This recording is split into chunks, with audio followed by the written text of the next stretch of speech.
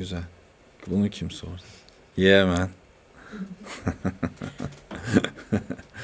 Neden daha sade bir hale getirilmiştir? Şöyle iki tane cevap vereyim buna. Birincisi bu diyalektik mi diyelim? Bu gidiş geliş tarihte hep var. Belki başka sanat dallarında da. Yani bir dönem başlıyor, çok komplike oluyor. Sonra ona karşı atak olarak daha sade oluyor. Yani mesela Ars Nova diyelim. Gerçekten karışık ritimlerle başlıyor. Sonra Ars Subtilior diye çok kompleks bir dönem. Yani kısa bir dönem ama Fransa'da çok kompleks ritimlerin olduğu vokal müzik var.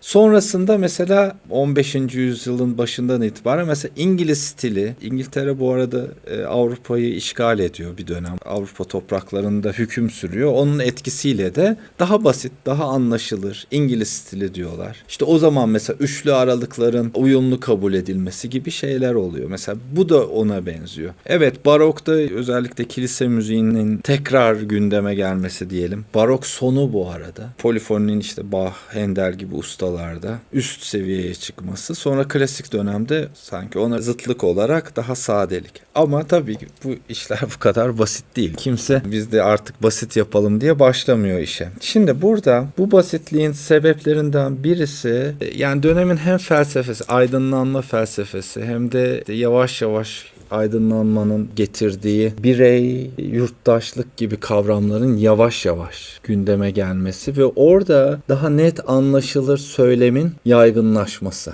veya söylemin daha ön plana çıkartılması. Yani baroğun o saray havasından, o karmaşıklık, o kasvettense daha aydınlık, daha doğaya dönük, daha neşeli, hatta galant, yani daha zeki, nükteli bir birey. Şimdi bu da var. Burada anlaşılır kısa frazların gündeme gelmesi. Ama asıl teknik dönüşüm şuradan başlıyor. Klasik dönemin kökleri nerede derseniz operadadır. Yani komik operadadır. Dedim ya. Yani 18. yüzyılda müzik desen mi opera yani. Barok opera sürekliliğe dayanır. Yani o polifoninin kompleks yani karmaşıklığı diyelim, komplike yapısı süreklilik içinde var olur. Yani kadanslarla kesilmez cümle. Cümle akar gider. Yani bir Bach prelüdü düşünün veya işte bir fügü düşünün. Cümle kesilmez, akıp gider yani. Komik operada barok operaya göre şöyle bir şey var. İşte yurttaşlık, daha aydınlık bakışa yer var. O da şu: barok opera tek moda odaklanma üzerinedir. Buna biz İngilizce terminolojide monumental quality diyoruz. Yani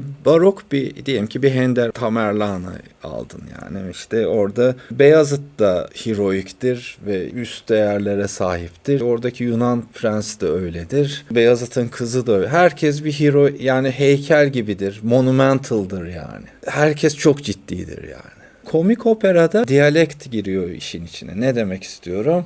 Yani günlük yaşamdaki karakterler.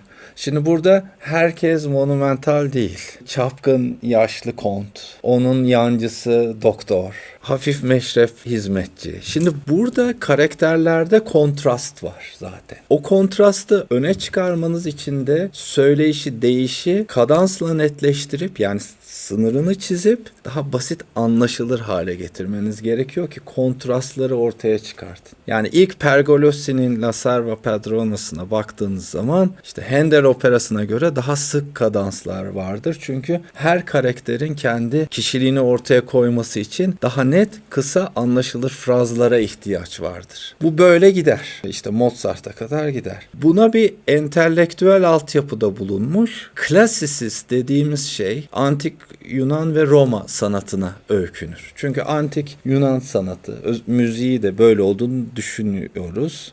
Şu anda biliyoruz aslında müziğin nasıl olduğunu. O dönemde bilmiyorlardı. Ellerinde belge yoktu. Klasisizm dediğimiz şey de biçim önemlidir. Süslemelerden arındırılmıştır. Süslemelerden arındırdığınız zaman net olarak biçimin kendisiyle karşılaşırsınız. Mozart'ın, Haydn'ın ve Beethoven'ın da müziğinde aslında işte fazlalıklardan arındırılmış formun merkezde olduğu klasisist bir anlayış var. Yani mesela İstanbul'da Süleymaniye Camii'ne gittiğiniz zaman O klasisist bir eserdir. İşte süslemelere çok yer yoktur yani. Devasa bir form şaheseridir. Ama mesela işte Ortaköy'deki camiye gidersiniz. O mesela daha barok veya Yıldız Sarayı'nın baroktur. Her taraf süslemelidir. Formdan çok o süslemelerin büyüsüne kaptırırsınız kendinizi gibi.